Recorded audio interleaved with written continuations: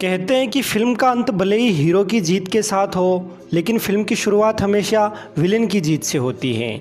यानी हमारी फिल्मों में विलेन हीरो के बराबर की अहमियत रखता है।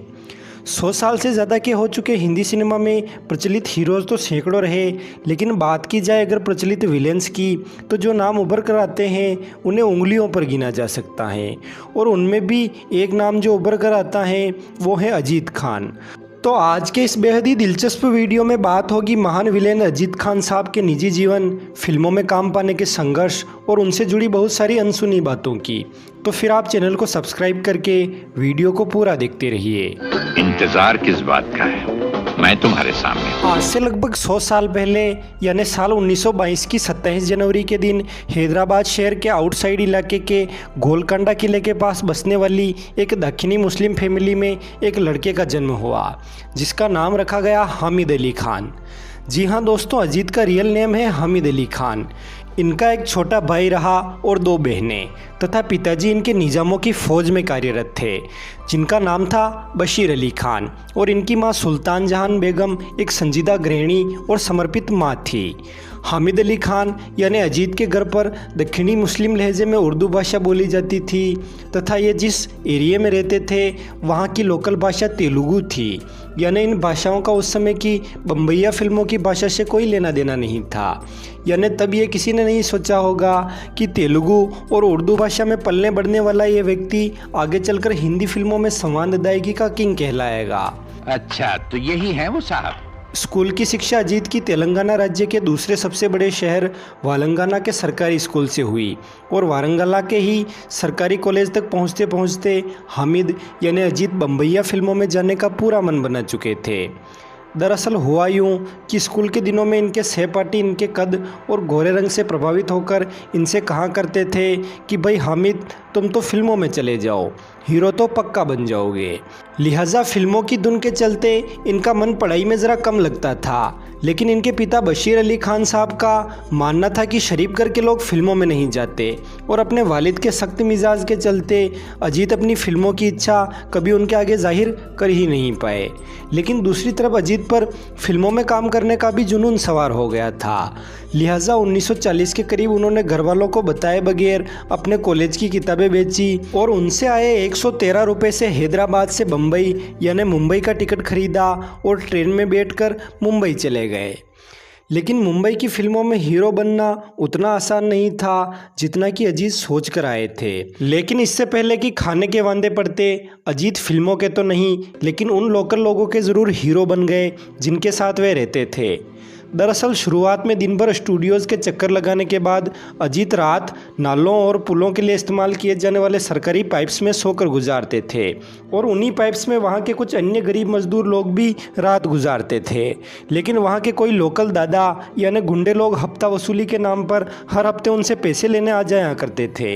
लेकिन अजीत अपना बचा कुचा पैसा उन्हें देकर कंगाल बिल्कुल नहीं होना चाहते थे, इसलिए उन्होंने उन गुंडों से 2-2 हाथ करने की सोचकर उनकी पिटाई कर उन्हें भगा दिया, जिसके चलते वो उन गरीब मजदूरों के हीरो बन गए। और फिर अजीत दिन भर फिल्मों में काम पाने के लिए संघर्ष करते और उनके खाने का इंतज़ाम वो मजदूर लोग कर देते, और रात गुजारने के लिए तो पाइप थे ही।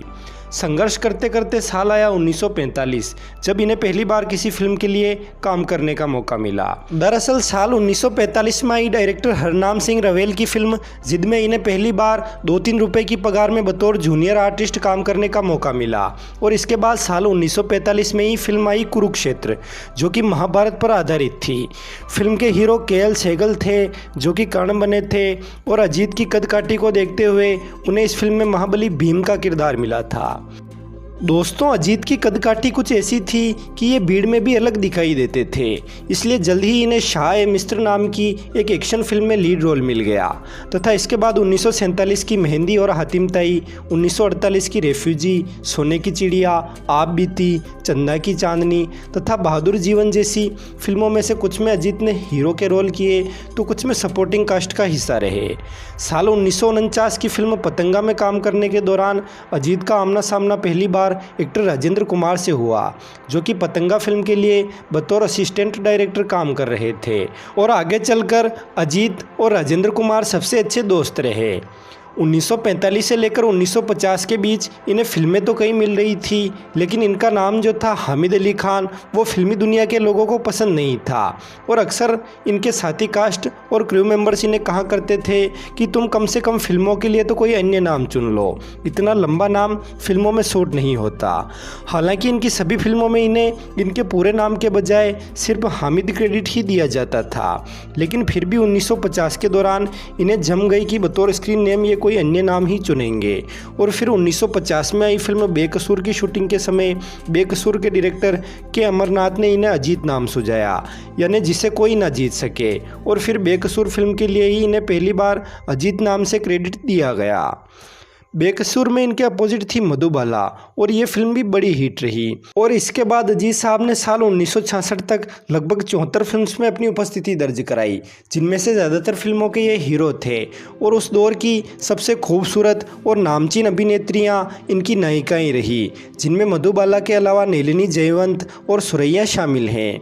लेकिन इन्हें जिन फिल्मों में बतौर हीरो लिया जाता था वो ज़्यादातर छोटे बैनर्स की एक्शन फिल्में हुआ करती थी, जिनमें से कुछ को छोड़ दिया जाए तो ज़्यादातर एवरेज ग्रोसर ही रही। और उस समय ये चलन था कि अगर किसी हीरो की फिल्म सिल्वर जुबली ना हो तो उसे हीरो के रूप में ज़्यादा सम्मान नहीं मिलता था। और फिर 1960 का दशक आते आते तो ज़्यादातर रोमांटिक फिल्में आने लगी थी और अजीत जो कि एक एक्शन हीरो के रूप में जाने जाते थे वो रोमांटिक फिल्म्स के लिए अनफिट थे। और फिर धर्मेंद्र जैसे सितारे आ गए थे जो कि रोमांस भी कर लेते थे और एक्शन भी, जबकि अजीत को नया दौर और मुगल आजम जैसी बड़े बैनर की फिल्मों में काम भी मिला तो बतौर सेकंड लीड। लिहाजा फिर एक ही तरह के किरदार कर कर परेशान हो चुके अजीत ने 60 के दशक के शुरुआती सालों में 3 से 4 सालों के लिए फिल्मों से ब्रेक ले लिया। और इसी तरह जब वो एक बार अपने दोस्त राजेंद्र कुमार के साथ एक क्लब में पत्ते खेल रहे थे तब बातों ही बातों में राजेंद्र कुमार ने उन्हें अपनी फिल्म सूरज के लिए बतौर विलन काम करने के लिए मना लिया। दरअसल हुआ यूँ कि 1966 में आई सूरज फिल्म के लिए South Indian film maker T Prakash Rao ने राजेंद्र कुमार और वैजयंती माला को बतौर हीरो हीरोइन चुना था और प्रेमनाथ को बतौर विलेन। लेकिन वैजयंती माला किन्हीं कारणों के चलते प्रेमनाथ के साथ काम नहीं करना चाह रही थी। और तभी राजेंद्र कुमार अजीत साहब से किसी क्लब में मिले और उनसे कहा कि भाई अब बड़े बड़े बजट की रंगीन फिल्में बन रही हैं और वो भी ज़्यादातर रोमांटिक, इसलिए उनमें तुम्हें तो कोई हीरो के रूप में लेगा नहीं, इसलिए मेरी मानो तो तुम मेरी इस फिल्म सूरज में मेन विलेन का किरदार करो। अजीत को भी राजेंद्र का आइडिया अच्छा लगा और वे तैयार हो गए।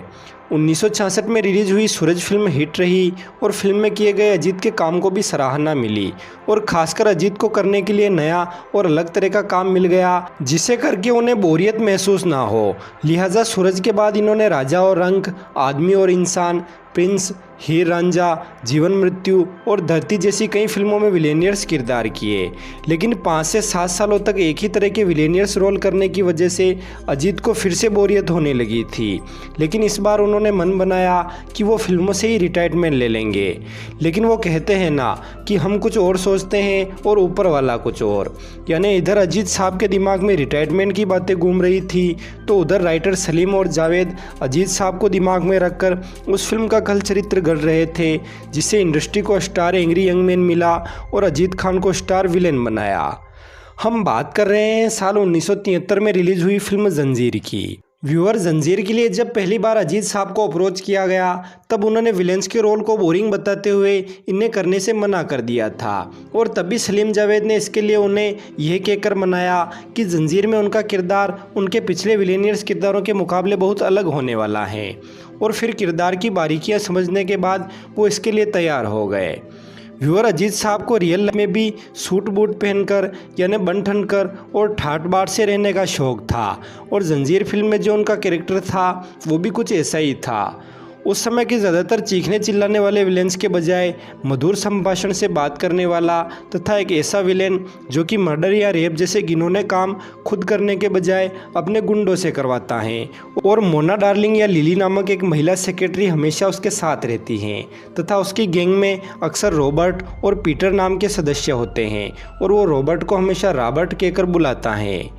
जंजीर मूवी के इस तरह के किरदार ने अजीत खान को वो फेम दिलवाई जो कि उनके पिछले 20 सालों के करियर में भी वो नहीं कमा पाए तथा जंजीर के बाद इन्हें कालीचरण फिल्म में सारे शहर ने लोयन के नाम से जाना।